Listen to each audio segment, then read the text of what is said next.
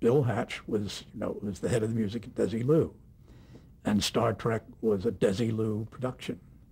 So he said, listen, he said, how would you like to write a theme for this thing? And we'll see, if Roddenberry likes it. When I was a little kid and I used to listen to the radio, there was a song by Richard Whiting called Beyond the Blue Horizon. And it had a long tune. And underneath this tune, they used to have usually an accordion player or something like that. You're going ticka ticka ticka ticka ticka ticka ticka ticka ticka, you see, about triple time. You see, so on, with this long tune and all of this ticka ticka ticka ticka ticka underneath it, the train. I thought, well, I should have a long thing that goes out into space, and it keeps going out into space, and everything's going to be long, long, long. And it goes, lyrically, as it were, without lyrics,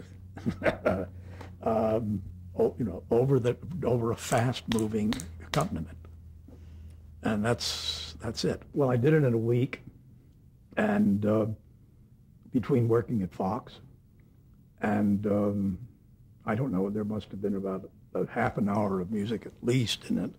Okay. And that was it. I composed it, orchestrated it, and conducted it. And do you recall how big the band was? It wasn't very big. It was 20, 22 maybe, somewhere in there. Do you have any memories of the recording session? I'm assuming Yes, it was done in yes. one day. Oh, yes. It was done in one session. I mean, In other words, in an afternoon, perhaps?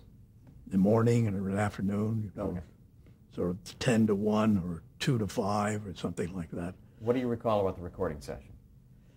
Well, I remember that, for instance, we had, there was a fellow in town named Jack Cookerly, who had been playing with various kinds of strange things on guitars. And this is just at the absolute bare beginning of the synthesizer. We had a Yamaha something or other, which was a very early primitive Japanese synthesizer, and which I didn't believe in anyway, and I still don't. But in fact, Jerry Goldsmith doesn't use that much anymore. And so the one thing I do recall about